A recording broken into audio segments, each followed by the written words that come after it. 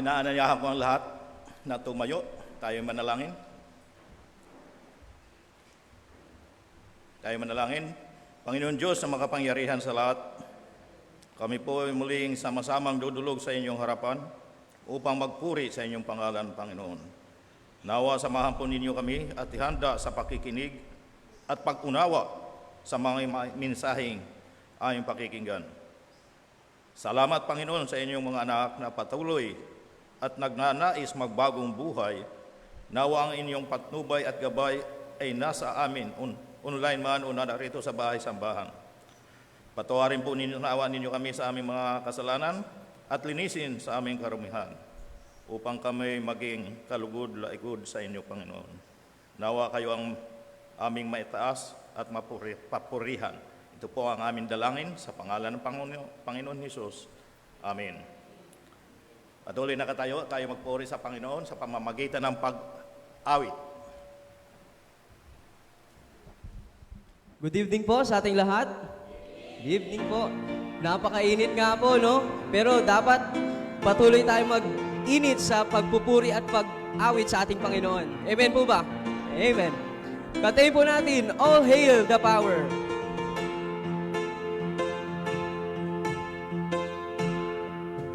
All hail the power of Jesus' name, let angels prostrate fall. Bring forth the royal diadem and crown him Lord.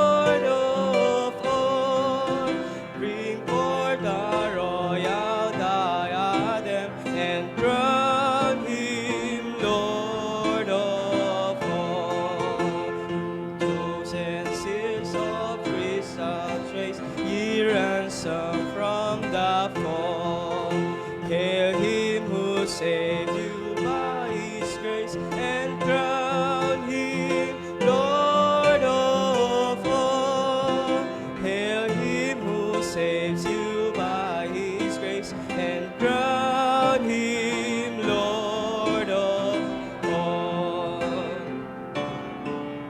All that with yonder sacred glory and his feet may fall, will join the everlasting song, and crown him Lord of all. Will join the everlasting song, and crown him Lord of all. Patuloy po tayo magpuri. Shelter in the time of storm.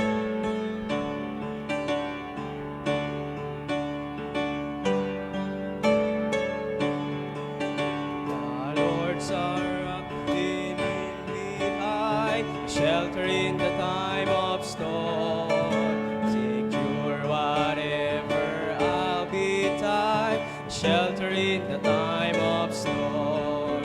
Oh, Jesus is the rock in a weary land, a weary land, a weary land. Oh, Jesus is the rock in a weary land, a shelter in the time of storm. A shade by day, defense by night, a shelter in the time of storm.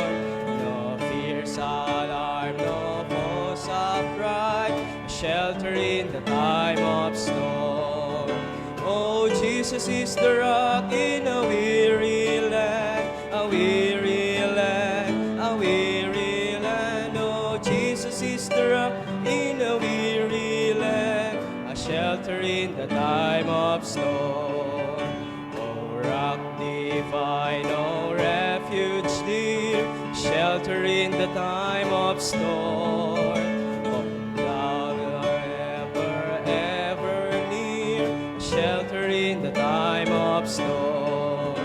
Oh, Jesus is the rock in a weary land, a weary land, a weary land. Oh, Jesus is the rock in a weary land, a shelter in the time of storm. Pagpalain po tayong lahat at tayo po'y umikot at kamustahin ang bawat isa at kantahin ang ligaya ng buhay. Ligaya ng buhay kung kilala mo si Kristo. Ligaya ng buhay kung siya'y manunubos mo. Babaguhin ang iyong buhay kung siya ay kakamtan. Ang maging kay Kristo ay tunay na ligaya ng buhay. Ligaya ng buhay kung kilala mo si Kristo. Ligaya ng buhay kung siya'y manunubos mo. Babaguhin ang iyong buhay kung siya ay kakamtan. Ang maging kay Kristo ay tunay na ligaya ng buhay. Amen po. Mari na po tayong magsiyo po at dako po tayo sa ating announcement and reminders. Yan. Sunday worship service start at 9 a.m. Yan. Next, Sunday worship service, ang tema po natin sa May 5, ang katapatan ni Daniel. Daniel chapter 6 verse 4 and 5. Yan. Yan. Choir practice po every Sunday din po yan. Mag-umpisa po yan ng 1 p.m. to 2 p.m. sa third floor po sa Damascus Room. Yan ating ang adult Sunday school class. Yan. Start at 3 p.m. sa Begonia Room naman po yan. Goyi Cubao, yan, weekly activities. Bible study every Wednesday and Saturday. Tract distribution every Saturday and PKBC every Saturday. Yan. Special mission gift giving every last Sunday of the month. And the Lord's Supper book every last Sunday of the month. Yan. At sa darating na May 5, yan po ang ating magigiting na Workers' Sunday. Yan. At lalong-lalo na po, huwag niyong kakalimutan sa May 12 naman po ang ating mga mahal na mga mamis, nanay, ano pa pong mga tawag niyo sa mga magulang niyo po. Yon, ayan po ang ating Mother's Sunday. Yon, tayo po ulit magsitayo, tayo po umawit sa ating Panginoon, Joy of My Desire.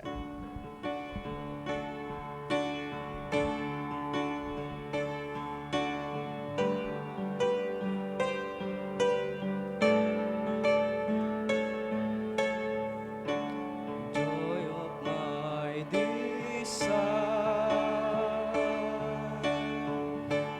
a consuming fire, Lord of glory, Rose of Sharon, rare and sweet.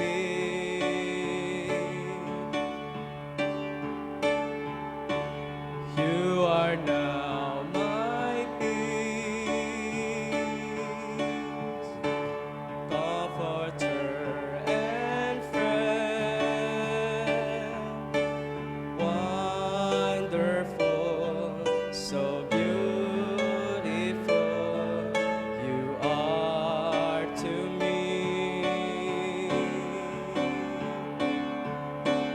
I worship you in spirit and in truth. I worship you in spirit and in truth. There will never be a friend as dear to me as you. Joy of my desire, all-consuming fire, Lord of glory, Rose of Sharon, rare and sweet. You are now my peace,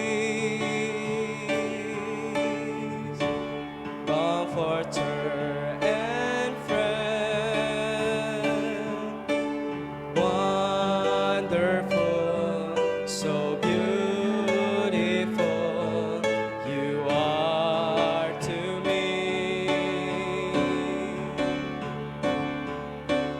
I worship. There will never be a friend as dear to me as you. In spirit and in truth, there will never be a friend as dear to me as you. There will never be a friend as dear to me as you. Amen po. Tayo na po'y magsiyo po at tayo po'y ihanda natin ang ating puso't isipan sa pakikinig ng salita ng Panginoon. At papangunahan po yan ni Brother Renato.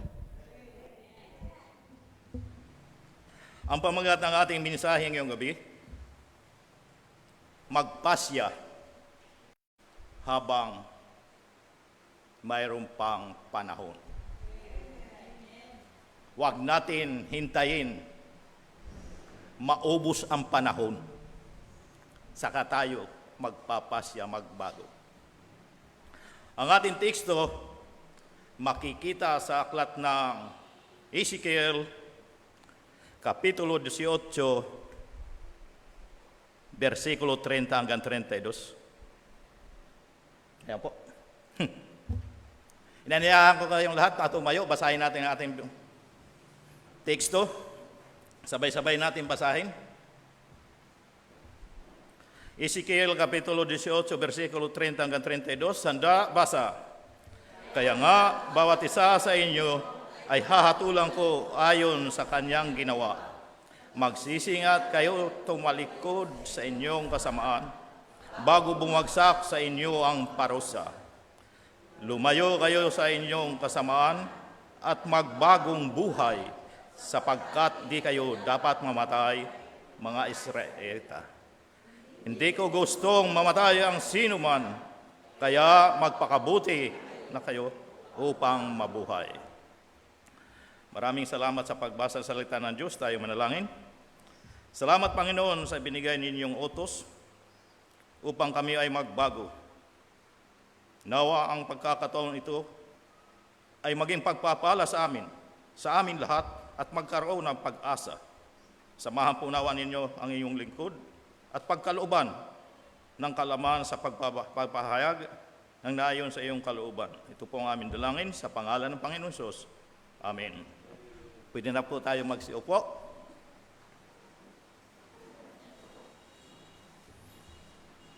Magpasya na magbago.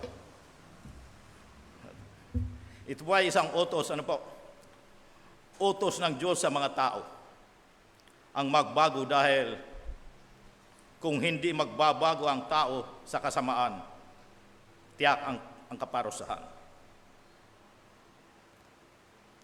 Isang pagkakataon na dapat samantalahin. Samantalahin agad ang paglayo sa kasamaan at magbagong buhay. Ayaw ng Diyos na mamatay ang tao ng dahil sa kasamaan. Gusto ng Diyos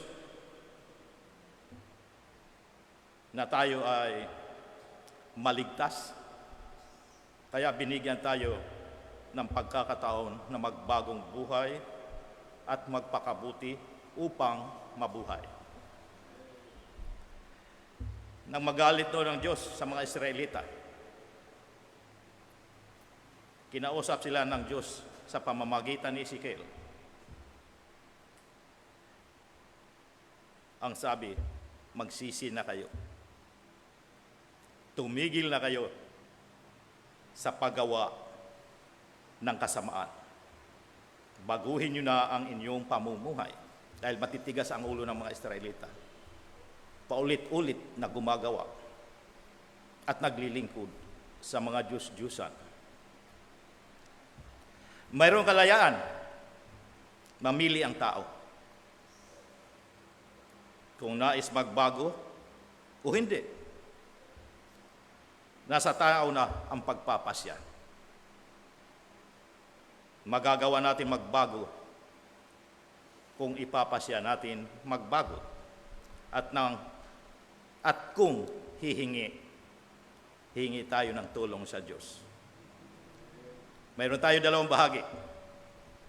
Ang una, magbagong buhay, lumayo sa kasamaan. Magpakabuti upang mabuhay. Ang paglayo sa kasamaan ay ang simula ng pagbabago. Pagbabagong buhay at pagpapakabuti. Ang pagpapakabuti ay paglayo sa kapahamakan at kamatayan.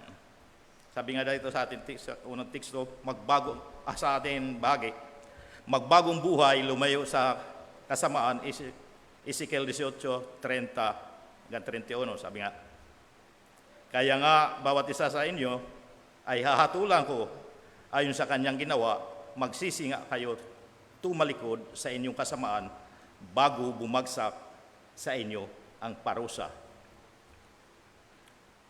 31, lumayo kayo sa inyong kasamaan at magbagong buhay sapagkat di kayo dapat mamatay, mga Israelita. Ano po? Kaya nga, iniutos na magsisi at tumalikod sa kasamaan.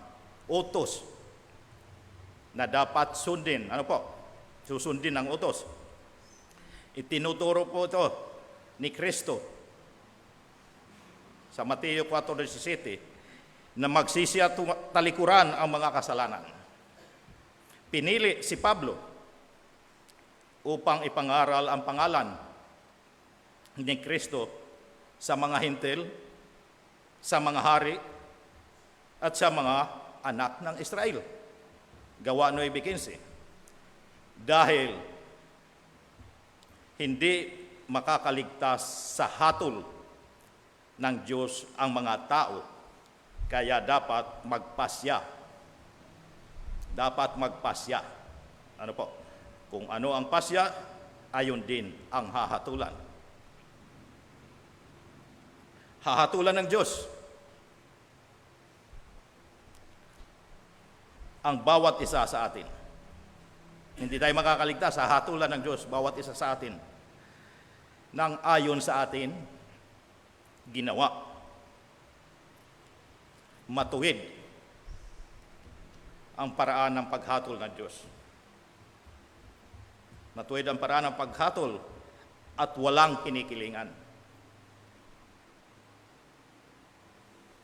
Walang makapagsasabi na may kinikilingan ang Diyos. Opo. Sa paghatol. Ayon nga sa Galacia, Kapitulo 6, versikulo 7 at 8. Sabi dito sa 7, huwag ninyong akalain madadaan ninyo ang Diyos. Kung ano ang itinanim ng tao, iyon din ang kanyang aanihin. Ano po? Kung ang ginawa ay kasamaan, aani ng kaparusahan. O kabutihan, aani ng buhay na walang hanggan. Doon ang batayan ng paghatol. Hindi lalabis. Opo. Kaya walang kinikilingan ng Diyos. Parihas kung humatol. Walang pwede magbigay ng padulas upang maligtas. Lahat dadaan ng tamang paghatol. Dito sa 8, ang sabi, ang sumusunod sa anasa ng kanyang laman ay mag-aani ng kapahamakan. Ngunit ang sumusunod naman sa Espiritu ay mag-aani ng buhay na walang hanggan. Opo. Kaya walang dapat ipag-alala o pangamba. Ang gumawa ng kabutihan at sumusunod sa Diyos, maliligtas. Kung ang kasama ng iyong ginagawa, kapahamakan. Walang dapat ipag-alala po.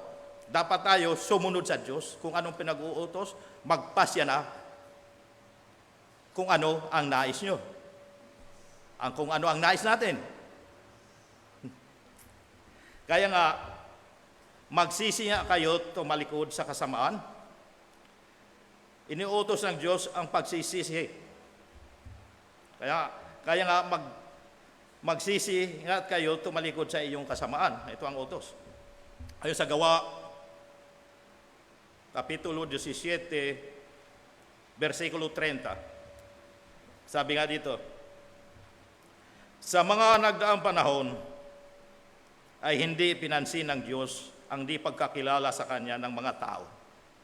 Ngunit ngayon ay inuutos niya na lahat ng tao sa bawat lugar na magsisit talikuran ang kanilang masasamang pamumuhay.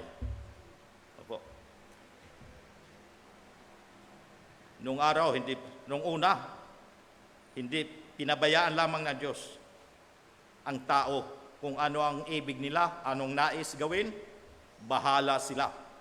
Gumawa kayo ng nais nyo, ng gustong gawin.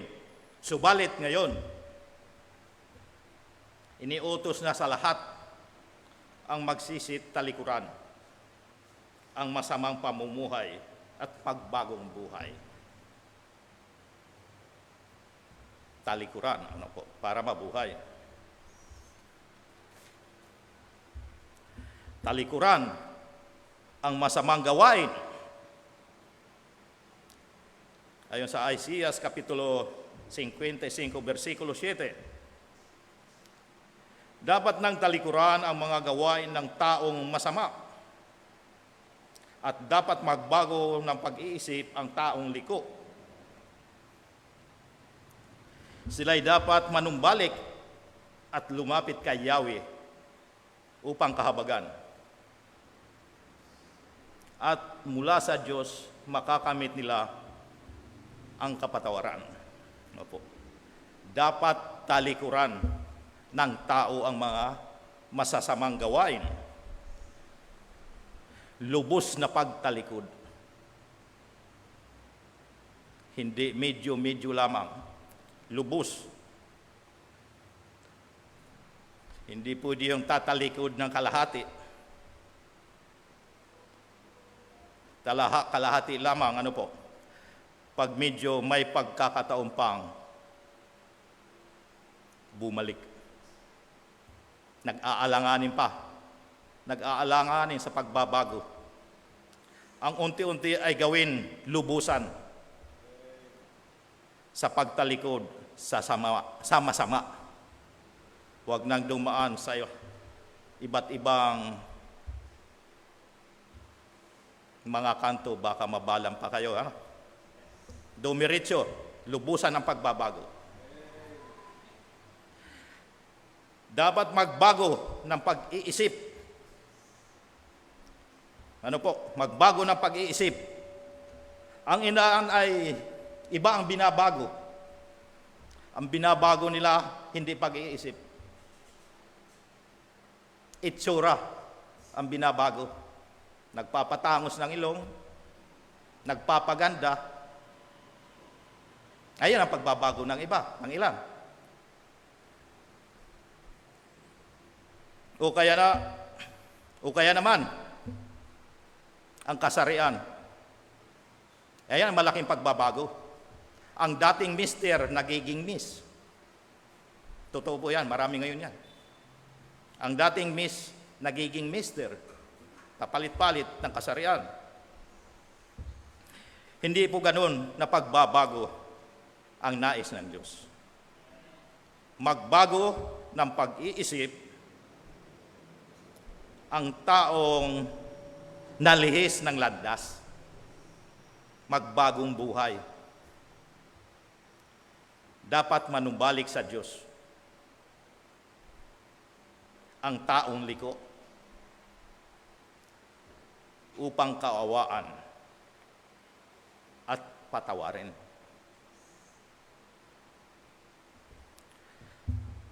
Patatawarin po ng Diyos ang taong nagsisisi at nagbabalik loob sa Kanya.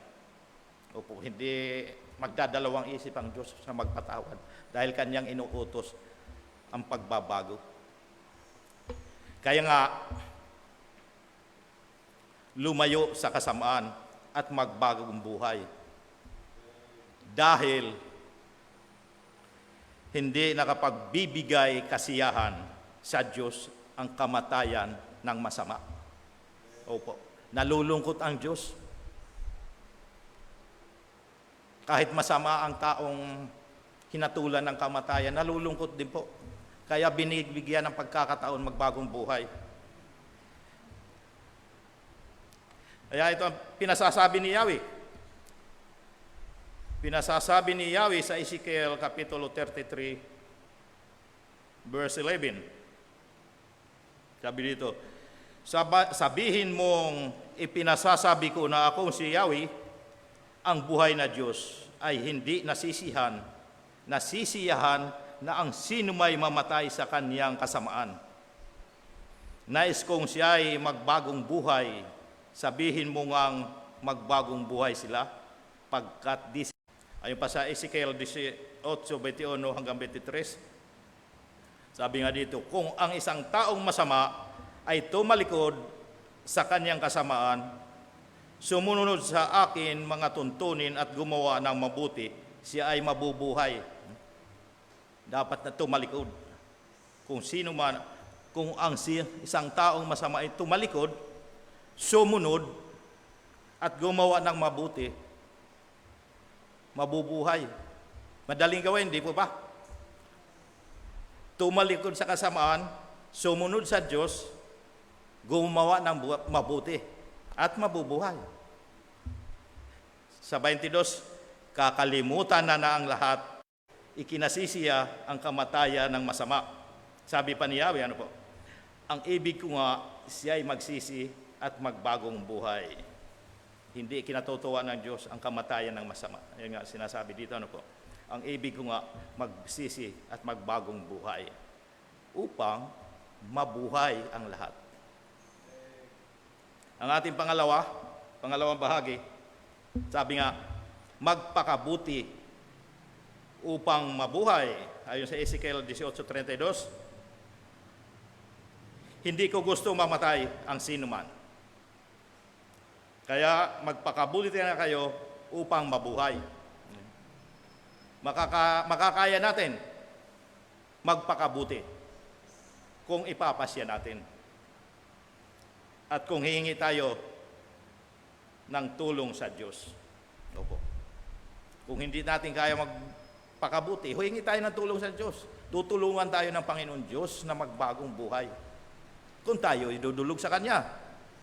Ayun nga sa Roma Kapitulo 8:13, sapagkat mamamatay kayo kung namumuhay kayo sa katawan makalaman.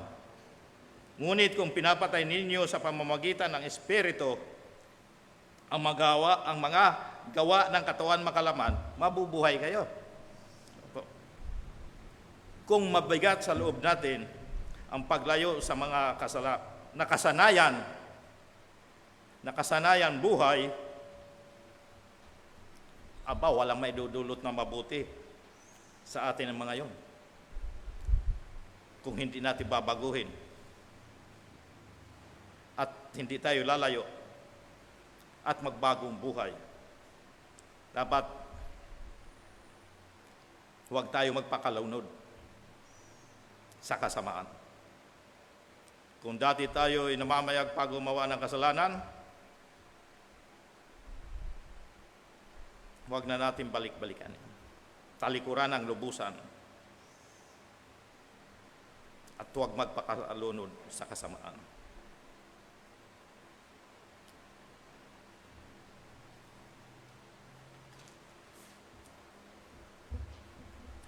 Ang pasanin sa puso ng Diyos ay ang pagsisisi ng lahat. Ayan ang pasanin sa puso ng Diyos. Ayon nga sa pangalawang Pedro, Kapitulo 3:9. Ang Panginoon ay hindi nagpapabaya, sabi dito, sa kanyang pangako. Gaya ng inaakala ng ilan, hindi pa niya tinutupad ang pangakong iyon alang-alang sa inyo. Binibigyan pa niya ng pagkakataon ang lahat upang makapagsisi at tumalikod sa kasalanan sapagkat hindi niya nais na may mapahamak. Hindi pa niya tinutupad ang mga pangakong yan, alang-alang sa atin.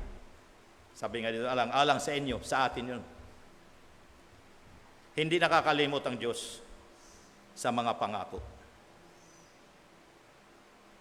Hindi pa niya tinutupad ang kanyang pangako. Binibigyan pa ng pagkakataon ng ilan, ang iba,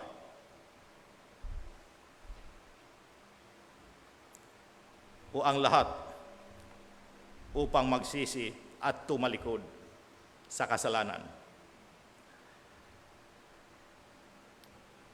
Magandang pagkakataon pa ito sa iba. Ano po?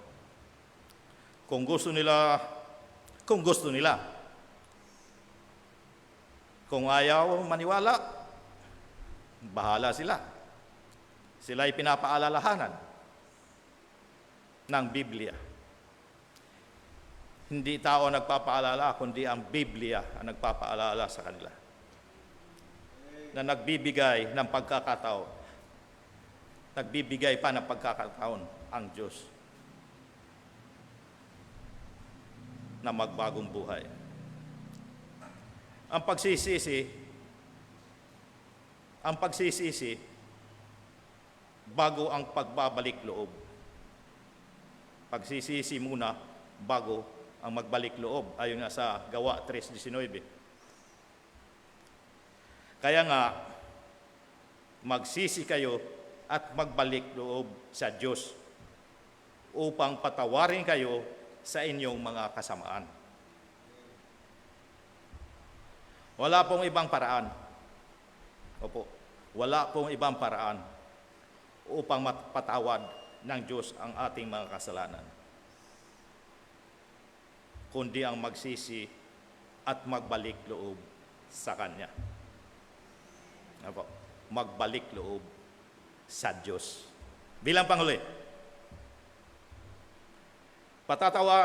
patatawarin ng Diyos ang ating mga kasalanan kapag tayo ay magbagong buhay at magpakabuti. Aminin at pagsisihan ang mga kasalanan. Ayon nga sa Awit Kapitulo 32, versikulo 5. Kaya't ang kasalanan ko'y aking inamin, mga pagkakamali ko'y hindi na inilihim. Ako'y nagpasyang sa iyo'y pagtapat at mga sala ko'y pinatawad mong lahat sila. Aminin, ipagtapat sa Diyos ang mga kasalanan upang tayo patawarin. Magandang gabi, purihin ang Diyos. Tayo manalangin.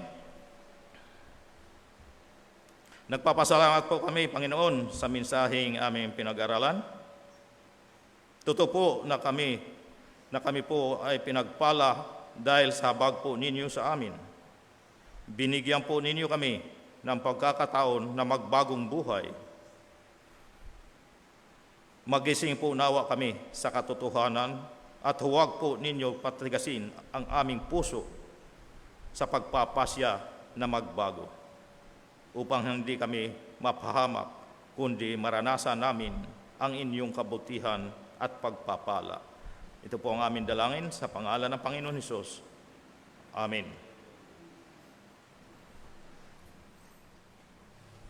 Sa ating pong pagkakaloob, ayon sa ating teksto, sabi nga, dalhin ninyo ang buong ikasampung bahagi sa kamalig upang magkaroon ng pagkain sa aking bahay. Sa Malakay 3, sa aking bahay at subukin ninyo ako ngayon sa bagay nito, sabi ng Panginoon ng mga hukbo, kung hindi ko bubuksan sa inyo ang mga dungawan sa langit at ihuhulog ko sa inyo ang isang pagpapala na walang sapat na silid na kalalagyan. Ibigay po natin sa ating Panginoon ang pinakamahusay na handog. Tayo ay manalangin. Salamat, Panginoon, sa mga pagpapala aming tinatanggap araw-araw. Kapagpapala at kalakasan, Panginoon. Salamat sa amin natapos sa pag-aaral ng iyong salita. Nawa sa aming pagkakaloob. Pangunahan mo kami at sipuin ang aming puso upang ibigay ng may pag-ibig at kagalakan. Ito po ang aming dalangin sa pangalan ng Panginoon Hesus. Amen.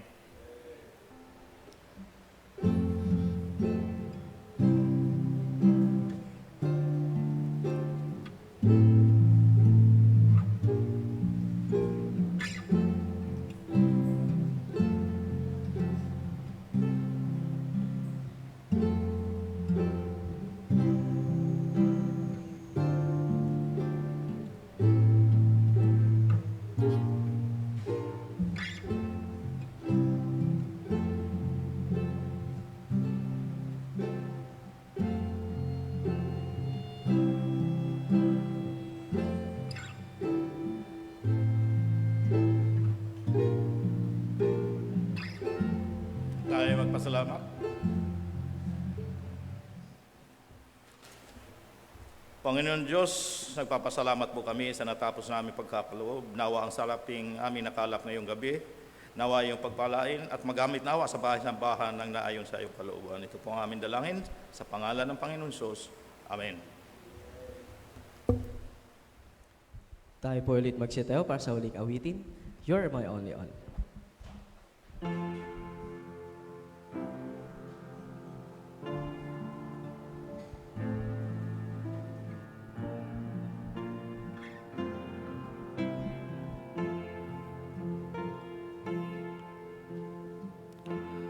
You were my strength when I am weak. You were the treasure that I seek. You were my all in all. Seeking you as a precious jewel, Lord, to give up, I'll be a fool. You were my all in all.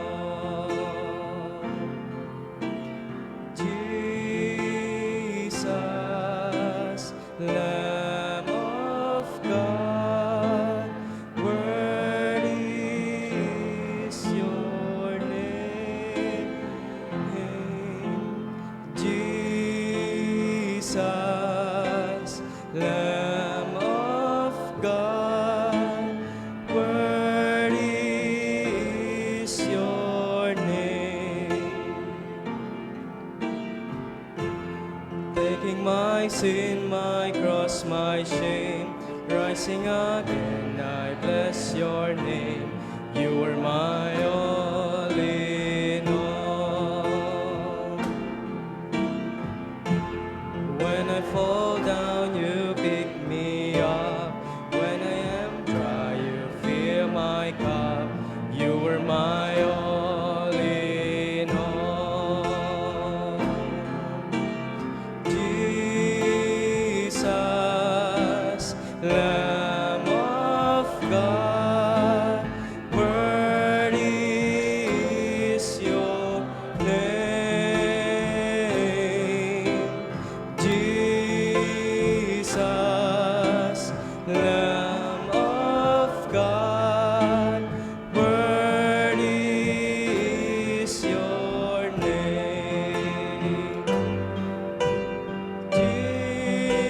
Jesus, Lamb of God, worthy is your name. Jesus, Lamb of God, worthy is your name. Worthy is your name.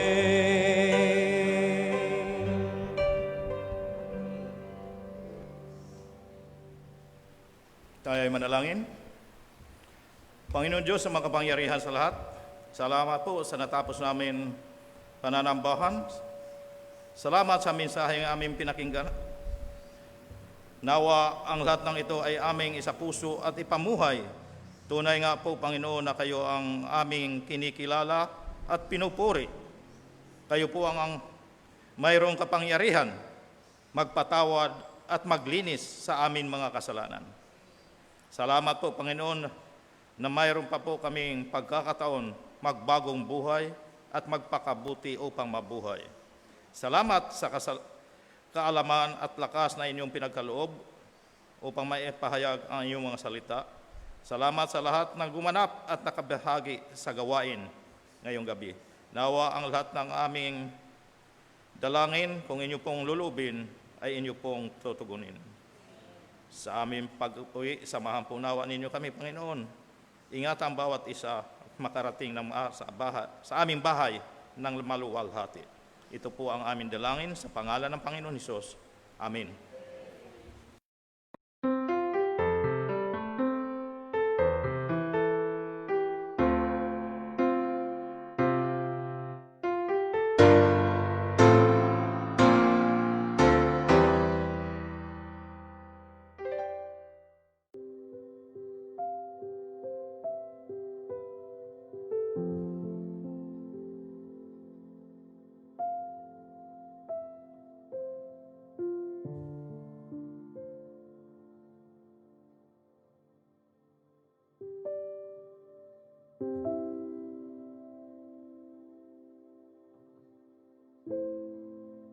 Amen.